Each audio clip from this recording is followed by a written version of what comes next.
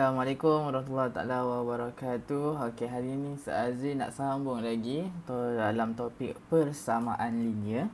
Okey, untuk hari ini kita akan masuk persamaan linear dalam dua pemboleh ubah. Sebelum kita nak mengetahui lebih lanjut berkaitan dengan pengiraan persamaan linear dalam dua pemboleh ubah ni, kita kena faham dulu apa yang dimaksudkan dengan persamaan linear dalam dua pemboleh ubah. Apabila kita kata dua pemboleh ubah, maksudnya ada dua huruf yang berbeza. Kalau sebelum ni kita belajar adalah berkaitan dengan persamaan linear dalam satu pemboleh ubah. Maksudnya ada satu huruf yang berbeza. Hanya satu huruf saja. Tapi dalam dua pemboleh ubah ni, maksudnya ada dua huruf yang berbeza. Adakah dikira kalau ada dua kali MM dikira sebagai dua pemboleh ubah? Jawapannya tidak. Okey, dia mesti huruf yang berbeza, sama ada M ataupun N ataupun A ataupun B. Mungkin pasangan dia P dengan Q, X dengan Y, J dengan K atau K dengan L. Itulah dikira sebagai pemboleh ubah dalam dikira persamaan linear dalam dua pemboleh ubah. Okey, so kita tengok contoh apa yang dimaksudkan dengan persamaan linear dalam dua pemboleh ubah.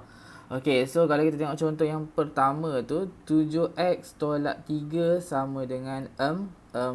Okey, ini dikira sebagai persamaan linear dalam dua pemboleh ubah. Kenapa dikira sebagai persamaan linear dalam dua pemboleh ubah? Sebab ada nilai X dan nilai Y, serta bila kita kata tentang persamaan, dia mesti ada sama dengan. Okey, bila kata tentang persamaan mesti ada sama dengan. Okey, yang kedua juga dikenali sebagai pemboleh ubah dalam persamaan linear dalam dua pemboleh ubah. Sebab yang pertama ada dua huruf N dan juga M.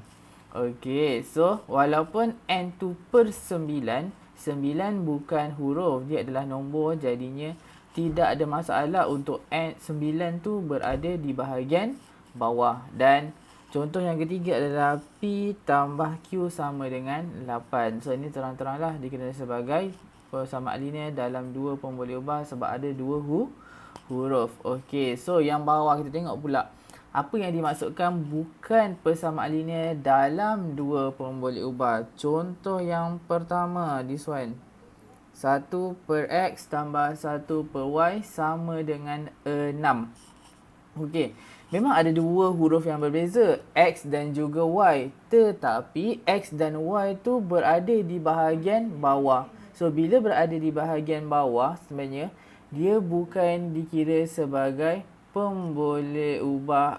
Dia tidak boleh termasuk dalam persamaan ini dalam dua pemboleh ubah. Sebab apa? Kuasa dia adalah negatif 1. Okey, benda pertama yang kena ingat dalam persamaan linear ini, kuasa dia mesti 1. Dia tak boleh kuasa dia 2 ataupun kuasa dia negatif 1. Salah. Okey, itu bukan persamaan linear. So kalau ini, kalau kita ubah dia, sebenarnya dia adalah X kuasa negatif 1 tambah Y kuasa negatif 1 sama dengan 6. So, kalau nak mudah adik-adik ingat ataupun pelajar-pelajar semua ingat adalah bahawa kalau pemboleh ubah tu berada di bahagian bawah ataupun huruf berada di bahagian bawah, macam 1 per Y, 1, 6 per K ke kan, itu bukan dikira sebagai persamaan linear. Okay, sebab persamaan linear kuasa dia mesti 1. Okay, contoh yang kedua sama juga, MM tambah 3M sama dengan 2. So, ini bukannya persamaan linear dalam dua pemboleh ubah walaupun dia ada dua pemboleh ubah. Sebab apa bukan persamaan linear dalam dua pemboleh ubah? Sebab M dengan N tu darab. So, itu bukan persamaan linear, dia kena asing. 1, 1, M, N. Baru dia kira persamaan linear dalam dua pemboleh ubah.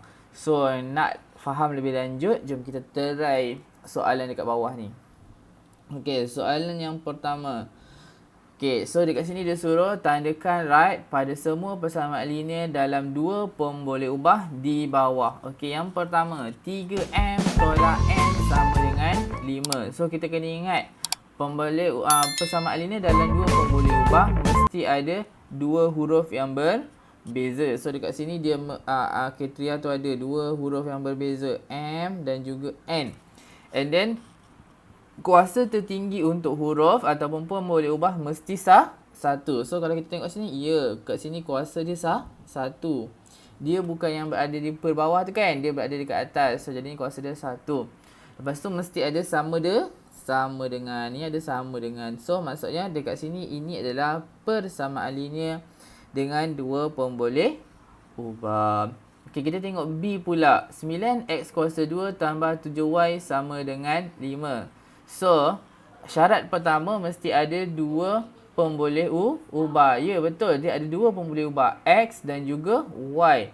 Tapi kuasa untuk x adalah 2. So, jadinya bukan dikira sebagai pemboleh persamaan linear. Sebab persamaan linear kuasa dia mesti satu. So, ni terang-terang lah dah salah. Okey, salah lah pangkah. Okey, C. G tolak 4H sama dengan 5. So, betul ke tidak? Confirm lah. Betul, sebab ada dua pemboleh ubah G dan juga H. Kuasa tertingginya adalah 1 dan juga ada sama dengan. Okey, D. 4 bracket P tambah 3 sama dengan Q. Okey, so kalau macam ni, soalan macam ini adalah soalan trik sebenarnya. So jadinya benda pertama sekali kita kena apa? Kita kena buka bracket. So kita kena darab dulu. 4 darab P, 4P. Lepas tu 4 darab 3, 12 sama dengan Q. Okey, so kita check balik. Ada dua tak pun boleh ubah? Ada dua, betul pun boleh ubah. P dan juga Q. Pasal kuasa tertinggi dia adalah 1. So tengok P dekat Q. Oh, betul, 1 ada sama dengan. So betul lah dia adalah persamaan linear dalam dua pemboleh ubah. Okey, E pula kita tengok. Okey, E. Okey, ada dua pemboleh ubah ke tidak? So terang-terang, walaupun ada dua F, dia bukan dikira sebagai dua pemboleh ubah. Dua pemboleh ubah mestilah dua huruf yang berbeza. F adalah huruf yang sama. So terang-terang dia dah tidak menepati ciri-ciri pertama dalam persamaan linear. So jadinya dia dikira salah. Okey, so ni dah salah lah. Okey, so F, P tambah Q, Q tolak 5 sama dengan 4. So ini kan sudah cakap soalan ni adalah soalan trik. So jadinya kita kena darab dahulu bracket. So P darab Q, kita akan dapat PQ. Lepas tu tolak 5P tambah 2Q tolak 10 sama dengan 4. Bila kita nampak saja memang ada dua huruf P dan juga Q, tapi dekat yang pertama tu PQ ni dia apa? Cantum. So maksudnya memang dia dah terang-terang salah, bukan persamaan linear dalam dua pemboleh ubah. Okey, so ni dah salah lah. Kita pangkah. Okey, yang G, X per Y tolak 1 sama dengan 5. So memang ada dua pemboleh ubah, tapi Sir ada cakapkan bahawa kuasa dia mesti satu. Sekarang Y ni berada di bawah, jadinya kuasa dia bukan negatif 1. Sebenarnya Y ni adalah, kalau kita pindah ke angka atas, dia adalah X, Y negatif 1 tolak 1 sama dengan 5. So terang-terang salah. Okey, so nombor H. Okey, H. Negatif K per 4 tambah 5 sama dengan 3X. Okey, sekarang ni kita tengok ciri-ciri dia. Ada dua pemboleh ubah, ada K dan juga X. Okey, kuasa dia mesti kuasa 1. Okey, K kuasa dia 1, X kuasa dia 1. Betul, ada sama dengan? Betul. Okey, pasti pelajar akan tanya, kenapa 4 tu berada dekat bawah? Tak apa, Sir. Dia dikira bersama linear. Tidak mengapa kalau nombor. Sebabnya kita akan pindahkan, dia akan jadi darab nanti. So, tak ada masalah. Cuma, kalau huruf tak boleh berada di bawah. Sebabnya dia adalah kuasa dia adalah negatif 1. Okey, so I. Kita tengok I, 5 tolak 4 per P sama dengan 9Q.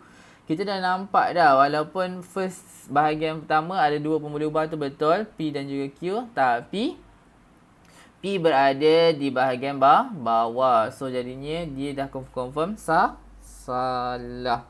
Okey, dan J yang terakhir adalah 3 per P tambah Q per 2 sama dengan 6. Betul ada 2 pun boleh ubah. Tetapi P berada di bahagian bawah. So jadinya P tidak boleh, kuasa dia tak boleh negatif 1.